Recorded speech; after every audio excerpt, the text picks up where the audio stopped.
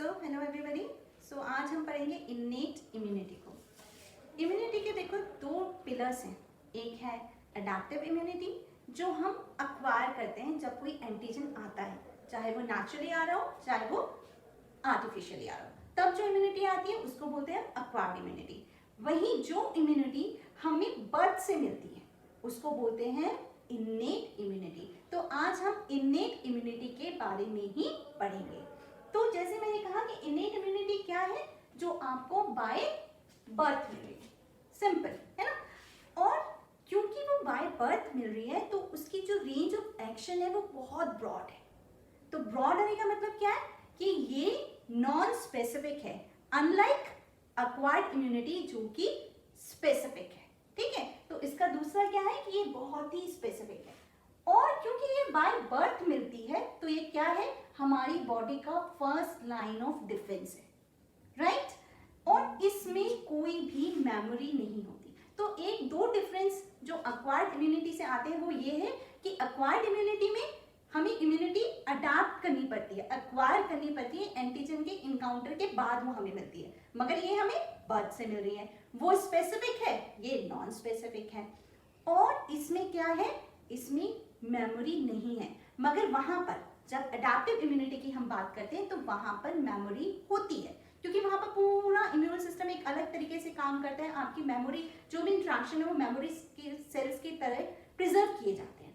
ठीक है, तो ये हुआ हमारा इन्नेट। तो ये 4 स्पेसिफिक पॉइंट्स हैं इन्नेट इम्यूनिटी के। इन्नेट इम्यूनिटी के 4 एलिमेंट होते हैं।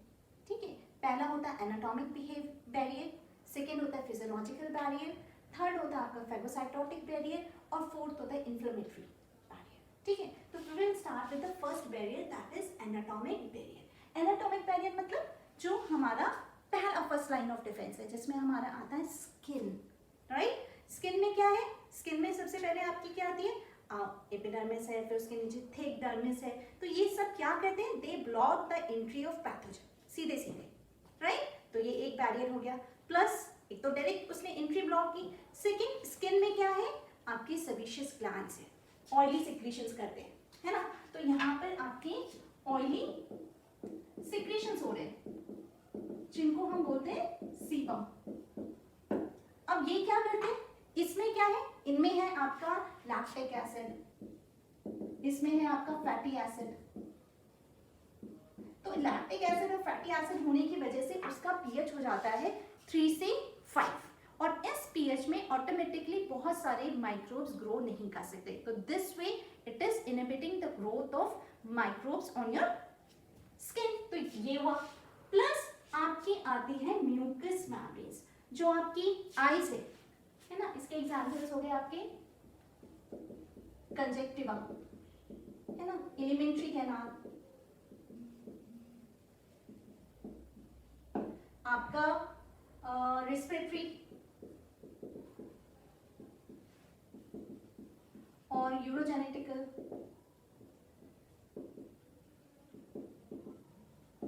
ये सारे जो हैं ये क्या है, म्यूकस मेम्ब्रेन्स है ना, ये म्यूकस को प्रोड्यूस करते हैं। प्लस अगर आप इन तीनों की बात करें तो इनमें क्या है, सीलिया भी है। तो होता क्या है कि जो ये म्यूकस मेम्ब्रेन्स है, ये म्यूकस को प्रोड्यूस करती हैं और उस म्यूकस में आपकी माइक्रोब्स जो है वो ट्रैप हो जाते हैं। और जो ये सीलिया है वो क्या करते हैं, इनको propel out from the body, ये इन ट्रैप वेसिकल्स को बाहर फेंक देते हैं। तो इस तरीके से इनहिबिशन हो रहा है, बैक्टीरिया को ग्रो करने नहीं दे रहे। प्लस होता क्या है कि जो म्यूकस है, एक काम और होता है कि म्यूकस जो ये मेम्ब्रेन प्रोड्यूस कर रहे हैं, म्यूकस में एक नॉर्मल फ्लोरा भी होता है। नॉर्मल फ्लोरा मतलब अच्छे बैक्टीरिया, नॉन पैथोजेनिक बैक्टीरिया यहाँ पर इन म्यूकस में ग्रो करते हैं।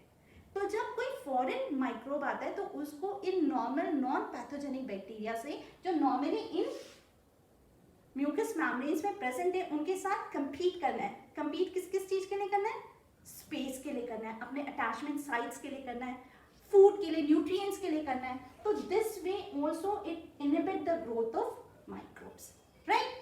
प्लस हमने बहुत बार देखा होगा कि जो आपके डॉग्स होते हैं, पैट्स होते हैं या एनिमल्स होते हैं, उनको कहीं कट लगता है तो what they do, they keep चाटते हैं, लिक करते हैं, है ना? क्यों? क्योंकि जो आपका सलाइवा है, जो म्यूकस सिक्रीशंस हैं, उन म्यूकस सिक्रीशन में क्या प्रेजेंट है? एंटीवायरल या एंटी बैक्टीरियल सब्सटेंसेस प्रेजेंट है, जो इन माइक्रोब्स को ग्रो करने में रोकते हैं, है ना? एक नॉर्मल टेंडेंसी, हमारी उंगली कटी, हमने यूं मुंह में डाल दी, ये तो हम सभी करते हैं और हमने सभी ने ये देखा भी होगा। तो ये हम क्यों कर रहे हैं? क्योंकि नॉर्मली सलाइवा पे क्या है? एंटी बैक्टीरियल एंटीवायरल सब्सटेंसेस हैं, तो this way it act as a first line of defence, right? अब हम सेकेंड की बात करते हैं, जिसे हम फिजियोलॉजिकल बैरियर कहते हैं। कैसे भी करके आपका जो वायरस है या बैक्टीरिया या माइक्रोब है वो बॉडी के अंदर चला गया। अब क्या होगा? पहली बात, जो बॉडी के अंदर का जो टेम्परेचर है दैट विल हेल्प। जो नॉर्मल टेम्परेचर है वो भी क्या है? 37 डिग्री है। तो वो भी बहुत सारे माइक्रोब्स ऐसे होंगे कि वो नॉर्मल बॉडी टेम्परेचर पे भी ग्रो नहीं करेंगे। प्लस अगर कोई रह गया, इन्फेक्शन हो गया, like the case of influenza, normal flu जब हमें होता है तो क्या होता है? जो आपका वायरस है, इन्फ्लुएंजा वायरस, वो रेस्पिरेटरी ट्रैक्ट में इस म्यूकस मेम्ब्रेन के होने के बावजूद, इन सीलिया के होने के बावजूद, सब कुछ होने के बावजूद वहां पर कंपीट करने के बाद अटैच्ड हो जाता है। अब अटैच हो गया भाई, अब क्या करेगी बॉडी? अब बॉडी क्या करेगी? जुकाम के साथ क्या आता है? बुखार। कोल्ड के साथ क्या आता है? फीवर। तो फीवर अपने आप में क्या है? रिस्पॉन्स है जो बॉडी ने जनरेट किया ताकि वो माइक्रोब को ग्रो ना होने दे, उसको रोके ग्रो करने से। तो फीवर अपने आप में बीमारी नहीं है, it's not a disease, but ये एक रिस्पॉन्स है जो पैथोजन के ग्रोथ को इनहिबिट करता है। Okay, then what happens? चलो वहां से भी बच गए। अभी कोई माइक्रोब पेट में ही चला गया तो क्या है? वहां पर भी बॉडी ने रखा है। बॉडी ने क्या किया? यू हैव HCl, स्टमक में क्या है? HCl है। HCl क्या काम करता है? HCl क्या है? pH बहुत कम है ना? तो उस एसिडिक pH में भी बहुत सारे बैक्टीरिया, बहुत सारे माइक्रोब्स ग्रो नहीं कर सकते, राइट? अब यहीं पर अगर हम एग्जांपल लें तो बच्चों को हो जाता है। क्यों?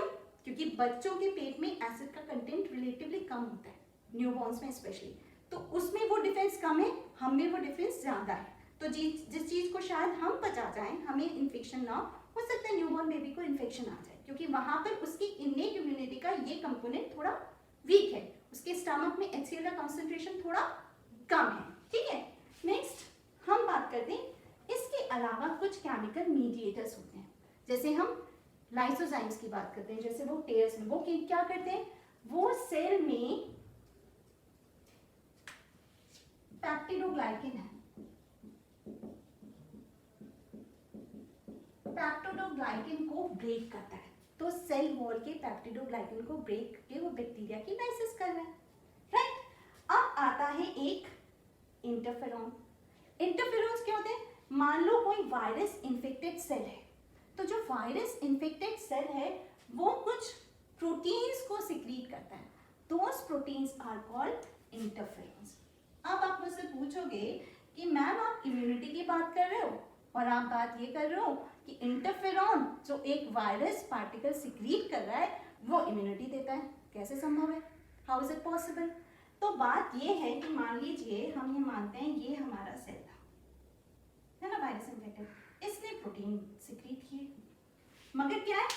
इसके साथ कुछ हेल्दी सेल भी तो होंगे आसपास, तो क्या होगा? ये जो इंटरफेरॉन इस वायरस इन्फेक्टेड सेल ने सिक्रीट किए, ये जो सराउंडिंग हेल्दी सेल थे, उन हेल्दी सेल को इन इंटरफेरॉन ने एक इम्यून स्टेट प्रोवाइड की, मतलब इसकी वजह से इन सेल में, हेल्दी स्टेट सेल में एक एंटी वायरल स्टेट आ जाएगी। तो ये रिस्पॉन्स क्या हुआ? इन्नेट रिस्पॉन्स हुआ, राइट? अब आता है कॉम्प्लीमेंट सिस्टम। कॉम्प्लीमेंट सिस्टम क्या होता है?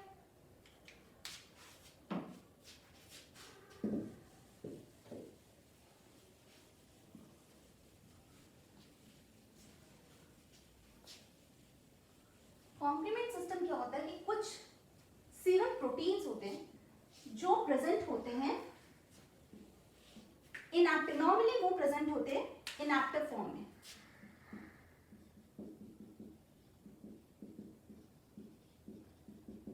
ये सीरम प्रोटीन्स हैं जो नॉर्मली इनएक्टिव फॉर्म में होते हैं। मगर जब भी आपको एक बात और यहाँ पर ध्यान रखनी है कि कॉम्प्लीमेंट प्रोटीन स्पेसिफिक और नॉन स्पेसिफिक दोनों टाइप के मैकेनिज्म्स में इन्वॉल्व है। यानी कि अगर मैं बोल रही हूँ स्पेसिफिक तो इसका मतलब है वो कौन सी वाली इम्यूनिटी का पार्ट भी है, अडैप्टिव इम्यूनिटी का पार्ट भी है। और अगर मैं बोल रही हूँ कि नॉन स्पेसिफिक तो इसका मतलब वो कौन सी इम्यूनिटी का पार्ट है, वो इननेट का भी है। तो कॉम्प्लीमेंट सिस्टम एज सच दोनों का पार्ट है, एक्वायर्ड का भी और इननेट का भी। तो जब भी कोई भी स्पेसिफिक या नॉन स्पेसिफिक इंट्रैक्ट होता है, कुछ होता है, तो ये सीरम प्रोटीन एक्टिवेट हो जाते हैं, तब ये कॉम्प्लीमेंट सिस्टम एक्टिवेट होता है। और एक्टिवेट होने के बाद क्या करता है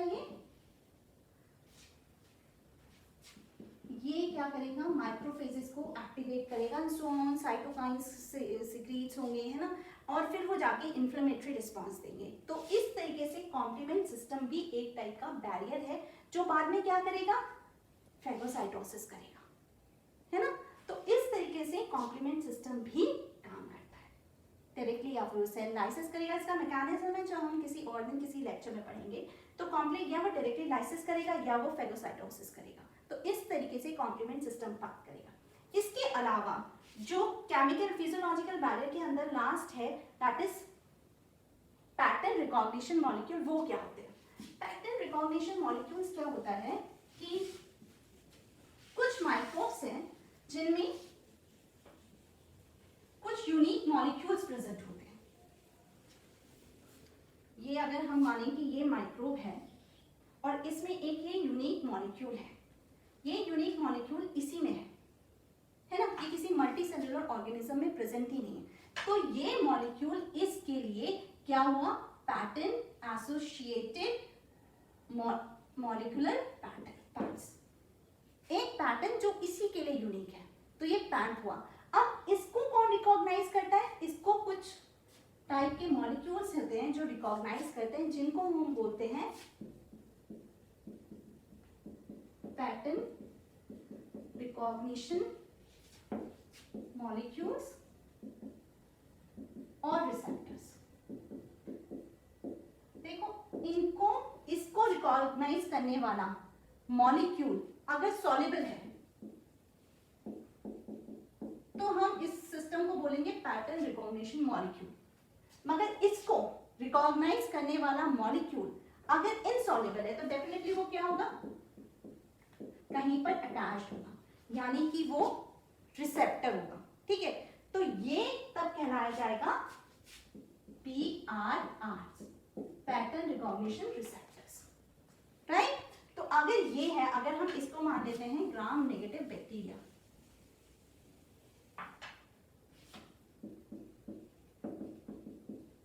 तो ग्राम नेगेटिव बैक्टीरिया में पैम्स जो होता है वो होता है LPS, लिपोपॉलीसेकेराइड मॉलिक्यूल। और इस लिपोपॉलीसेकेराइड मॉलिक्यूल को जो पैटर्न रिकॉग्निशन रिसेप्टर रिकॉग्नाइज करता है उसको बोलते हैं टॉल लाइक रिसेप्टर 2। ये इसके साथ अटैच्ड होगा। और ये टॉल लाइक रिसेप्टर 2 कहाँ है, ये मैक्रोफेज के सरफेस पे है, ये मैक्रोफेज है और इस मैक्रोफेज के सरफेस पे ये है। ग्राम नेगेटिव बैक्टीरिया का इन्फेक्शन हुआ, मैक्रोफेज के टॉल लाइक रिसेप्टर 2 ने उसे रिकॉग्नाइज किया, उसके साथ बाइंड किया, सिस्टम एक्टिवेट हुआ, कॉम्प्लीमेंट सिस्टम एक्टिवेट हुआ और इन्फ्लेमेटरी रिस्पॉन्सेस हुए, right. We will discuss about the third barrier of the innate immunity, that is phagocytotic या endocytotic barrier। जहाँ पर क्या हो रहा है, जहाँ पर ये phagocytotic cells जो कौन कौन हो सकते हैं, आपके ब्लड में प्रेजेंट मोनोसाइट्स, न्यूट्रोफिल्स, मैक्रोफेजेस, ये सब।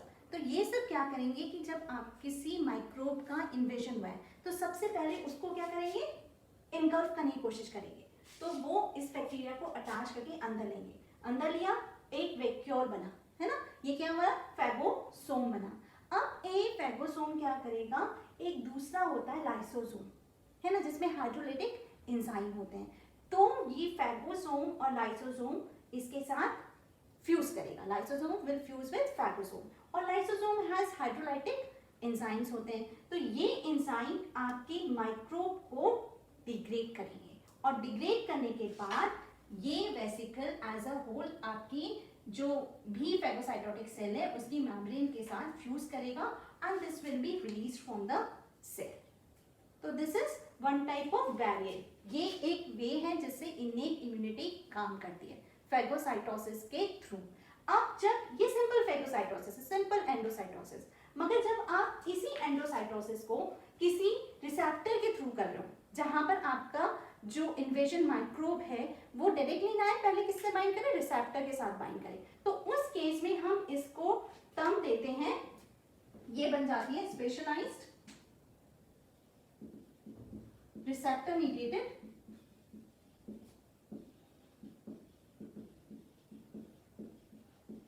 एंडोसाइटोसिस। और वही जब इसको इसके साथ क्या हो रहा है, सिर्फ आपका माइक्रोब ही नहीं, इसके साथ थोड़ा फ्लूइड भी लिया जाए अंदर, जब फेगोसोम बन रहा है तो इसके साथ फ्लूइड भी लिया जा रहा है, तो तब इसको बोलते हैं, दैट टाइम इसको बोलेंगे पिनोसाइटोसिस, है ना। तो ये भी कुछ नहीं है, ये भी एंडोसाइटोसिस ही है, बस थोड़ी सी स्पेशलाइज है। यहाँ पर फ्लूइड इंक्लूड हो रहा है, यहाँ पर जो बाइंड कर रहे हैं मैक्रोफेजेस या जो भी सेल हैं फेगोसाइटोटिक सेल्स, उन वो कैसे, वो डायरेक्टली नहीं, माइक्रोब से डायरेक्टली नहीं, बल्कि रिसेप्टर से पहले में ये बाइंड कर रहा है और फिर वो अंदर लिए जा रहे हैं, राइट। तो दिस इज, तो इसको बोलते हैं फेगोसाइटोटिक बैरियर। इस तरीके से इनेट इम्यूनिटी काम करती है। द लास्ट जो एलिमेंट है आपका इनेट इम्यूनिटी का, वो है इन्फ्लेमेटरी रिस्पॉन्सेस। इन्फ्लेमेटरी रिस्पॉन्सेस क्या होते हैं, देखिए जब कभी टिश्यू डैमेज होता है कहीं पर और या किसी माइक्रोब का इन्वेजन हो जाता है, तो क्या होता है, आपको सेल के अंदर कुछ इन्फ्लेमेटरी रिस्पॉन्सेस होते हैं। वो क्या होता है, सबने ये गौर किए होंगे कभी ना कभी, चोट लगी तो क्या हुआ, वहाँ पर रेडनेस आ गई, वहाँ पर स्वेलिंग आ गई, वो एरिया जहाँ पर चोट लगी है वो थोड़ा सा गर्म होता है, यानी कि हीट आ गई, तो क्या साइंस होते हैं, redness, heat, pain and swelling. ये जो रिस्पॉन्सेस हैं, इनको हम भाषा में जिन्हें हम क्या देखते हैं, जैसे हम हमेशा ऑब्जर्व करते हैं, ये चार है, that is redness, heat, pain, swelling. ये आए कैसे, जैसे फॉर एग्जांपल आपका कट हुआ और उस कट से आपका माइक्रोब का भी इन्वेजन हो गया, तो क्या हुआ, आपका मान लेते हैं हम ग्राम नेगेटिव बैक्टीरिया का इन्वेजन हो गया। तो अभी हमने देखा है कि ग्राम नेगेटिव बैक्टीरिया में क्या होता है, एलपीएस होते हैं, है ना। इस एलपीएस को रिकॉग्नाइज कौन करेगा, माइक्रोफेज करेंगे, क्योंकि इस एलपीएस के अगेंस्ट उनके पास एक रिसेप्टर्स हैं जिनको हम बोलते हैं टॉल लाइक रिसेप्टर 2, वो उसको रिकॉग्नाइज करके बाइंड करेंगे, फिर क्या करेंगे, ये एक्टिवेट हो जाएंगे। तो ये एक्टिवेट होने के बाद पूरा कॉम्प्लीमेंट सिस्टम एक्टिवेट होगा, सो एंड सो, जो हम डिस्कस करेंगे बाद में डिटेल में। तो फिर आपके इम्यूनो स्टिमुलेटर्स रिलीज होंगे, वो इम्यूनो जो ये हैं स्टिमुलेटर्स हैं, वो इन रिस्पॉन्स को क्रिएट करेंगे, राइट। तो एज सच इन रिस्पॉन्स, ये रिस्पॉन्स आते कैसे हैं, क्योंकि क्या होता है, जब भी ऐसा टिश्यू डैमेज होता है, कोई इन्वेजन होता है, तो वहाँ पर वेसोडाइलेशन होता है, जो आपकी ब्लड कैपिलरीज हैं वो डायलेट हो जाती हैं, तो वहाँ पर ब्लड फ्लो ज़्यादा होता है, उसकी वजह से रेडनेस आती है। प्लस क्योंकि ब्लड फ्लो ज़्यादा हो रहा है तो वहाँ पर इंक्रीज इन टेम्परेचर भी होता है, तो उसकी वजह से वहाँ पर स्लाइट उस जगह का जहाँ पर हुआ है उसके आसपास का थोड़ा टेम्परेचर हमें ज़्यादा लगता है, तो वहाँ पर इंक्रीज इन टेम्परेचर भी, ठीक है। दो, तीसरी बात क्या होता है, आपके कैपिलरी की परमेबिलिटी भी बढ़ जाती है। उससे क्या होता है, मान लीजिए कैपिलरी है ना, इसकी परमेबिलिटी बढ़ गई और ये एरिया है जहाँ पर चोट लगी है, तो क्या होता है, यहाँ से आपका फ्लूइड टिश्यू की तरफ जहाँ पर डैमेज हुआ है वहां पर जाता है और उस फ्लूइड में हाई प्रोटीन होता है। ऐसे फ्लूइड की एक्यूमुलेशन की वजह से टिश्यू के अंदर स्वेलिंग हो जाती है, राइट।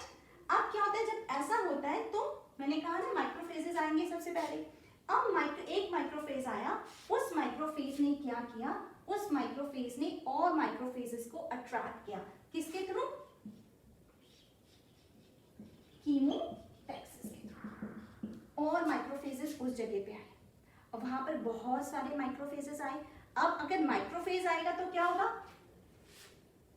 माइक्रोफेज अगर आएगा तो वो हाइड्रोलाइटिक एंजाइम्स रिलीज कराएगा, लाइटिक एंजाइम्स रिलीज कराएगा, है ना। और लाइटिक एंजाइम्स क्या करेंगे, आपके सेल्स को डिग्रेड करेंगे। ये डिग्रेडेड सेल्स, ये सेल डेब्रीज, डेड सेल्स, ये एक्यूमुलेट हो जाते हैं और इनके साथ फ्लूइड आ जाता है, ठीक है, फ्लूइड आ जाता है। ये सब मिलके मतलब यहाँ फ्लूइड भी आ रहा है, सेल भी डिग्रेड हो रहे हैं, सेल डेब्रीज बन रहे हैं, ये फ्लूइड, ये डिग्रेडेड एक्यूमुलेट होता है और एक्यूमुलेट होने के बाद आपका फॉर्मेशन होता है पस सेल का, ठीक है। तो पस सेल जब इनिशियली बन रहा है वो एज एन रिस्पॉन्स बन रहा है, मगर पस सेल में ऐसे बैक्टीरिया ग्रो करने लग जाते हैं तो वो दिक्कत हो जाती है। तो जो पस सेल का फॉर्मेशन है वो क्या है, रिस्पॉन्स है बॉडी का, इस रिस्पॉन्स के थ्रू ये पस सेल्स बन रहे हैं, राइट। इसके अलावा इन्फ्लेमेशन जो हो रहा है उसमें केमिकल मीडिएटर्स भी काम करते हैं। अब वो केमिकल मीडिएटर्स क्या हैं? सबसे पहले आता है अक्यूट फेज प्रोटीन्स।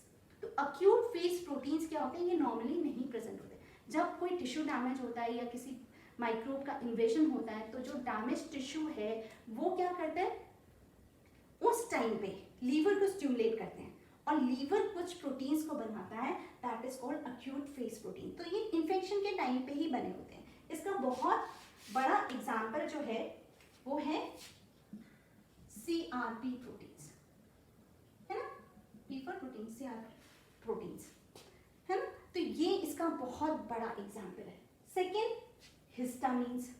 अच्छा, ये CRP प्रोटीन, जैसे हमने ये टॉल लाइक रिसेप्टर्स पढ़े थे, वो LPS के लिए था।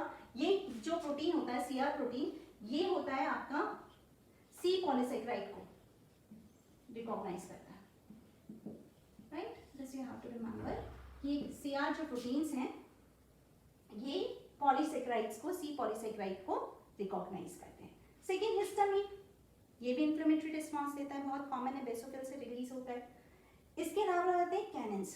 कैनिन्स भी पहले इनएक्टिवेट फॉर्म में होते हैं, प्रेजेंट होते हैं आपके ब्लड में, मगर इनएक्टिवेट। जब इस टाइप का कुछ भी डैमेज होता है उस टाइम पर वो एक्टिवेट होते हैं। जैसे कि बहुत कॉमन है ब्रेडिकैनिन्स। ये क्या होते हैं? ये स्किन में प्रेजेंट होते हैं और ये रिस्पॉन्सिबल है पेन के लिए। तो जब भी डैमेज होगा तो जो पेन रिसेप्टर्स हैं ये ब्रेडिकैनिन्स है। तो as a whole this is the inflammatory response और this is the part of innate. तो इन्नेट के 4 एलिमेंट हुए, anatomic barrier, physiological barrier, phagocytosis and inflammation.